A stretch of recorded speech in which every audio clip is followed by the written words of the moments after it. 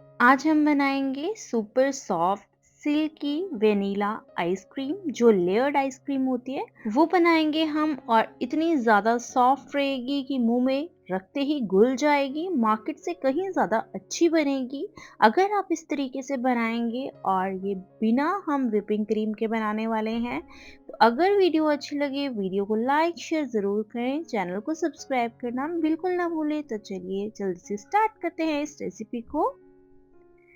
तो इसे बनाने के लिए सबसे पहले हम एक पैन में लेंगे दूध मैंने यहाँ पे 1 कप लिया है, मतलब 250 ml दूध है ये।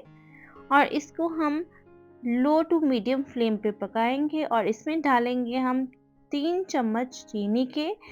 बड़े चम्मच का यूज़ किया है मैंने यहाँ पे, जिससे हम खाना खाते हैं वो वाला चम्मच यहाँ पे मैंने यूज़ किया है। और इसको लगातार चलाते हुए सबसे पहले हमने इसको हाई फ्लेम पे बॉईल होने देना है और उसके बाद हमने फ्लेम कम कर देना है। ऐसे ही आपने इसको तब तक पकाना है जब तक कि ये गाढ़ा ना हो जाए, और जब इसमें बॉईल आ जाए और उसी टाइम आपने फ्लेम को कम कर देना है। तो ये देखिए जैसे मैं चलाते हुए इसको पका रही हूँ इसी तरीके से आपने चलाना है। और ये देखिए दूध का कलर चेंज हो गया है और ये ना एक गाढ़ा सा होना स्टार्ट हो गया है। और हमें इसको जो मार्केट वाला कंडेंस्ड मिल्क होता है ना उसी की तरह बनाना है। तो ये हम घर पे ही बना रहे हैं, मार्केट से लाने की ज़रूरत नहीं है। तो ये देखिए हमारा होममेड कंडेंस्ड मिल्क बन के रेडी हो गया है। तो इस तरीके से हमें इतना गाढ़ा ये चाहिए, ठंडा होने के बाद और ज़्यादा गाढ़ा हो जाएगा।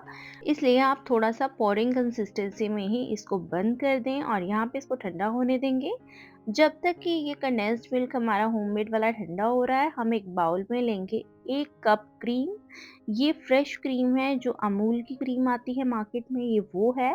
तो इसको हम व्हिप करेंगे। तो इसमें आप देख सकते हैं आइस क्रिस्टल्स हैं, ये जमी हुई क्रीम है। तो थोड़ा सा आप स्पैचुला से इसको जस्ट आइस क्रिस्टल्स को थोड़ा सा ब्रेक कर लें, ज़्यादा ब्रेक करने की ज़रूरत नहीं है। अगर ये व्हिपिंग क्रीम होती तो हमें पूरा ब्रेक करना पड़ता। अगर अमूल की फ्रेश क्रीम हो तो आप इसको आइस क्रिस्टल्स के साथ ही व्हिप कर सकते हैं। और इसको व्हिप होने में थोड़ा सा ज़्यादा टाइम लगता है, बट ये भी व्हिपिंग क्रीम की तरह व्हिप हो जाती है। अगर आपकी क्रीम व्हिप नहीं हो रही है तो इसके नीचे आप आइस बाउल रख सकते हैं, बहुत ही आसानी से आपकी फिर फ्रेश क्रीम जो है वो भी व्हिप हो जाएगी। तो ये जो हमारी फ्रेश क्रीम है ये देखिए अच्छे से व्हिप हो चुकी है।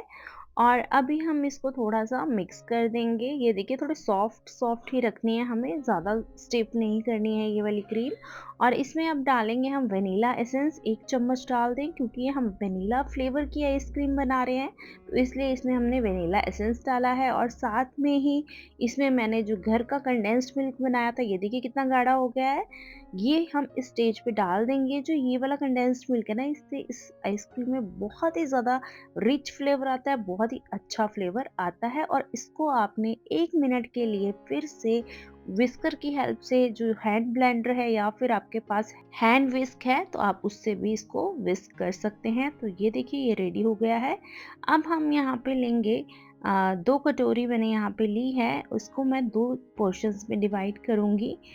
तो एक तो मैंने 1 कटोरी में वाइट वाली क्रीम निकाल दी है और दूसरी क्रीम ना मैंने फिर बाउल में ही रहने दी, क्योंकि हमने ये लेयर्ड आइसक्रीम बनानी है। और जो हमने कटोरी में क्रीम निकाली है इसमें हम डाल देंगे पिंक फूड कलर। मैं पिंक एंड वाइट का लेयरिंग करने वाली हूँ, इसलिए मैंने यहाँ पे पिंक फूड कलर डाला है। आप चाहें तो कोई भी कलर डाल सकते हैं, ये जेल कलर है जो हम केक के लिए यूज़ करते हैं।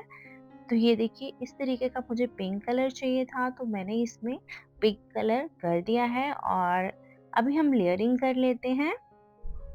लेयरिंग करने के लिए मैंने यहाँ पे एक कांच का बाउल लिया है और उसमें हम सबसे नीचे डालेंगे वाइट वाली क्रीम, जो मैंने बाउल में निकाल के रखी थी। इसको आपने अच्छे से फैलाना है, एक लेयर की तरह इसको अच्छे से आपने चारों तरफ से फैलाना है। इसको प्लेन करना है, फ्लैट करना है। इसके ऊपर डालनी है पिंक वाली क्रीम और उसको भी आपने सेम ऐसे ही प्लेन करना है, फ्लैट कर देना है। तो इसी तरीके से हमें लेयरिंग करते जाना है, एक वाइट, एक पिंक, एक वाइट, एक पिंक। इसी तरीके से आपने सारी लेयरिंग करनी है।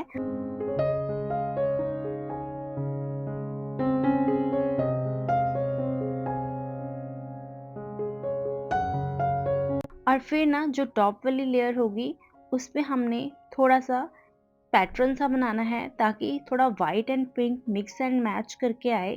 तो इस तरीके से स्पैचुला की हेल्प से ही ना इस तरीके से आपने थोड़ा-सा गोल-गोल कर देना है। इससे क्या होगा, pink and white two toned colour की ये आइसक्रीम बन के रेडी होगी। तो ये देखिए अब मैंने ऊपर से इसको प्लेन कर दिया है और इसके ऊपर लगा देंगे हम पन्नी। कोई भी पन्नी ले लें आप, उसको अच्छे से वॉश करके इसके ऊपर लगा दें। इसको टच करना है, जो क्रीम है ये इसके टॉप पे ये पन्नी टच होनी चाहिए ताकि जब हम इसको फ्रिज में रखें तो इसमें कोई भी आइस क्रिस्टल्स ना आए। और फिर इस बॉक्स को रख दें फ्रीज़र के अंदर कम से कम 6 से 7 घंटे के लिए, ताकि ये आइसक्रीम अच्छे से सेट हो जाए। तो 6 से 7 घंटे के इंतज़ार के बाद हमने ये आइसक्रीम जब चेक की तो ये आइसक्रीम बहुत ही अच्छे से जम चुकी थी। ये देखिए बिल्कुल भी आइस क्रिस्टल्स इसमें नहीं आए हैं। तो चलिए अब इसका स्कूप बनाते हैं। तो आप देख सकते हैं इसका स्कूप भी बहुत ही आसानी से बन रहा है। इसका मतलब है कि हमारी आइसक्रीम अच्छे से जम चुकी है। और ये देखिए बीच में पिंक एंड वाइट का कितना ही अच्छा सा लेयरिंग सा आया है, कितना डबल टोन ये आइसक्रीम बनी है जो देखने में बहुत ही ज़्यादा अच्छी लग रही है और खाने में तो इतनी कमाल की थी कि आप मार्केट वाली आइसक्रीम खाना भूल जाएंगे। ये इतनी ज़्यादा टेस्टी बनती है, बच्चे बहुत ही ज़्यादा पसंद करते हैं और बड़ों को भी बहुत ही ज़्यादा पसंद आएगी ये। आप एक बार इस तरीके से ये बहुत ही इजी वाली रेसिपी ट्राई करके देखें। और इसको हम गार्निश करेंगे चॉकलेट सिरप से। ये ऑप्शनल है, अगर आपके पास है तो आप यूज़ कर सकते हैं, अदरवाइज़ आप इसको स्किप भी कर सकते हैं। और ये देखिए मेरे से रहा नहीं गया और मैंने ये झटपट से आइसक्रीम खाना स्टार्ट कर दिया। तो आप भी ट्राई कीजिए ये रेसिपी। तब तक के लिए बाय बाय।